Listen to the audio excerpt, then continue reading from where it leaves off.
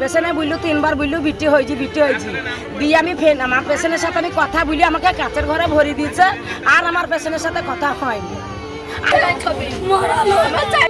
স্বাভাবিক প্রসবের পর অস্ত্রোপচার, প্রসূতির মৃত্যুতে কান্দি হাসপাতালে বিক্ষোভ।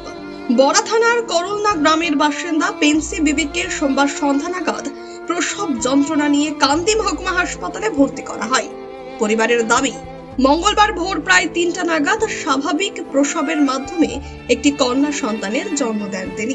পরিবারের অভিযোগ, স্বাভাবিক প্রসব হওয়ার পরও পেন্সি বিবির পেটে অস্ত্রোপচার করা হয়।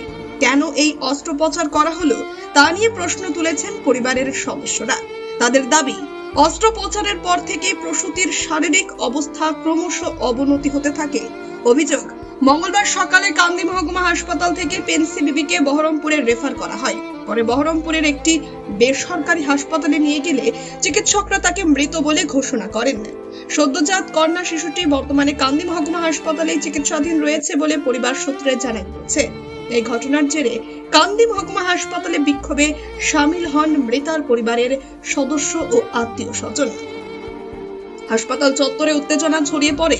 পরিস্থিতি নিয়ন্ত্রণে ঘটনাস্থলে পৌঁছায় কান্দি থানার পুলিশ ও কেন্দ্রীয় বাহিনীর জওয়ানরা। পরে পুলিশ ও প্রশাসনের হস্তক্ষেপে পরিস্থিতি স্বাভাবিক হয়। পরিবারের পক্ষ থেকে চিকিৎসায় গাফিলতির অভিযোগ তোলা হয়েছে। তবে এই অভিযোগ প্রসঙ্গে এখনো পর্যন্ত কান্দি মহকুমা হাসপাতাল বা সংশ্লিষ্ট স্বাস্থ্য কর্তৃপক্ষের কোনো আনুষ্ঠানিক প্রতিক্রিয়া পাওয়া যায়নি। ব্যুরো রিপোর্ট, চেতনা টিভি। পেশেন্ট বলল তখনই বললো যে আমি বলছি ডাক্তার নাই কেন, তাই বলছি ডাক্তার নাই তো ডাক্তার আসবি দিয়ে বলছি নর্মালে বাচ্চা হবে, ডাক্তার লিখে করবেন নর্মালে বাচ্চা হবে দিয়ে বাচ্চাটা নর্মালে ভালোভাবেই হইল। আমার সাথে পেশেন্টে কথাও বললু, বাচ্চা হইল হইয়ে ঘাড়ে দিলু দিয়ে মাকে শুধিলু কটা কি ছেলে হয়েছে কি ছেলে হয়েছে তারপর 3 বার বললু। পেশেন্টে বললো 3 বার বললো বিটি হয়েছি দিয়ে আমি ফেন আমার পেশেন্টের সাথে আমি কথা বলি আমাকে কাচের ঘরে ভরে দিয়েছে আর আমার পেশেন্টের সাথে কথা হয়নি। আর আমাকে সিস্টারও আমাকে কিছু বলেনি। ভালোভাবেই বাচ্চা হয়েছি, আমি কোনো দেখি আমাকে অত দূরে থুই দিয়েছে, অত দূরে আমাকে থুই দিল দিয়ে বুঝছি যখন বাচ্চার মাথা বেরিবে তখন আমাকে ডাকবা দিয়ে আমি তনসট করেছি। আমি যে ডাক্তার আসে না কেন, তা বলছি ডাক্তার আসবে। তারপরে কি রেফার করেছে? আমাকে বললো তুমি কাচের ঘরে ছেলিলি চলে যাও, বাচ্চাটা ইতে আছে আইসি রুমে ইয়ে তো ভয় থাকবা, কাচের ঘরে ভয় থাকবা। আমাকে কাচের ঘরে ভরি দিলি আর আমাকে পেশেন্টের সাথে পেশেন্ট ভালো করে যেয়েছে রিফাইন করেছে।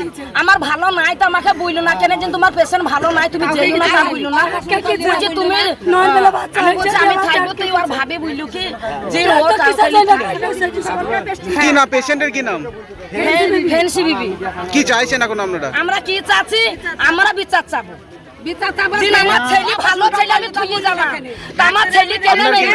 আপনার কি নাম? আপনার চেতনা Shiksha Niketan private tuition centre. শিক্ষা আনে চেতনা, চেতনা আনে মুক্তি। এই উক্তিকে সামনে রেখে আজই আসুন আমাদের চেতনা শিক্ষা নিকেতন প্রাইভেট টিউশন সেন্টারে। চেতনা Shiksha Niketan private tuition centre. ভর্তি চলছে, ভর্তি চলছে, ভর্তি চলছে। চেতনা শিক্ষা নিকেতনে ভর্তি চলছে। চেতনা শিক্ষা নিকেতন একটি আদর্শ শিক্ষা প্রতিষ্ঠান। আমাদের লক্ষ্য গণ নয়, গুণ চাই। Chetana Shiksha Niketan private tuition centre, Jibanti police ক্যাম্পের পাশে, জীবন্তী মুর্শিদাবাদ। এখানে প্রথম শ্রেণী থেকে 10ম শ্রেণী পর্যন্ত সমস্ত বিষয়ভিত্তিক প্রশিক্ষণপ্রাপ্ত ও অভিজ্ঞ শিক্ষক দ্বারা যত্ন সহকারে পড়ানো হয়। এছাড়াও এখানে একাদশ ও দ্বাদশ শ্রেণীর বাংলা, ইংরেজি, ভূগোল, ইতিহাস, দর্শন, রাষ্ট্রবিজ্ঞান, শিক্ষাবিজ্ঞান, সংস্কৃত, অর্থনীতি, বায়োলজি ও আরবি প্রতিটি বিষয়ে সুনির্দিষ্ট বিষয়ভিত্তিক সুদক্ষ ও প্রশিক্ষণপ্রাপ্ত শিক্ষক মণ্ডলী দ্বারা যত্ন সহকারে পড়ানো হয়। মনে রাখবেন, গণিত ও ইংরেজি বিষয়ে বিশেষভাবে যত্ন নেওয়া হয়। চেতনা Shiksha Niketan private tuition centre আপনার সন্তানকে পরিবেশের যোগ্য শিক্ষা প্রতিযোগী হিসাবে প্রতিষ্ঠিত করে তোলার জন্য আজই আসুন আমাদের চেতনা শিক্ষা নিকেতন প্রাইভেট টিউশন সেন্টারে। চেতনা শিক্ষা নিকেতন প্রাইভেট টিউশন সেন্টারে বর্তমান শিক্ষাবর্ষে ভর্তি চলছে। সারা রাত্রে মেয়ে ছেলে ভর্তি করেছে, ভর্তি করার পরে নর্মালে ডেলিভারি হয়েছে। ডেলিভারি হওয়ার পরে বাচ্চা বললো যে বাচ্চা ভালো নয়, বাচ্চাটাকে আপনার ইয়েতে কাঁচের রুমে আইসিউতে দিয়েছিল। আইসিউতে এই মামি ছিল, মামিকে সাথে করে বাচ্চাটা নিয়ে গেছে ওইখানে। তারপরে এরা কিছু বলেনি, বাড়ির লোককে জানায়নি যে পেশেন্ট ভালো নাই কিংবা অসুস্থ, কিরম বাড়াবাড়ি হয়েছে, কিছু না বলার পরে ওরা পেট কেটেছে। তা ডাক্তারবাবু পেটটা কিসের জন্য কাটলু সেটা বাড়ির লোককে কেন জানানো হইলো না, এইটাই দাবি আমাদের। নর্মালে বাচ্চা হয়েছে, তা সেই বাচ্চার সেই নর্মালি ডেলিভারি হওয়ার পরে সেই পেশেন্টের পেট কিসের জন্য কাটা হইল, এই কৈফিয়তটা আমরা ডাক্তারবাবুর কাছ থেকে চাই। তারপরে কি রেফার করেছিল? আর এইখানে মারা গেল, তারপরে কিন্তু পেশেন্টকে বহরমপুর রেফার করা হইলো, এই কৈফিয়ত ডাক্তারবাবুকে দেওয়া লাগবে। একটাই দাবি আমাদের, এটা ডাক্তারবাবুকে এই কৈফিয়তটা দিতে হবে। মারা যাওয়ার পরে আর গান্ধীর হসপিটালে কি কোনো অ্যাম্বুলেন্স নাই, কবে ভর্তি হয়েছিল? অ্যাম্বুলেন্স কিসের জন্য আনানো হইলো? এইখানকার কি অ্যাম্বুলেন্স ছিল না হসপিটালে? বহরমপুর থেকে স্পেশাল ভাবে কিসের জন্য অ্যাম্বুলেন্স আনার পর এইখান থেকে সেই অ্যাম্বুলেন্স এখানে এফআইআর করা হইলো। আবার বহরমপুর থেকে গিয়ে অ্যাম্বুলেন্স আসছি, বাড়ির লোককে জানানো হয়নি।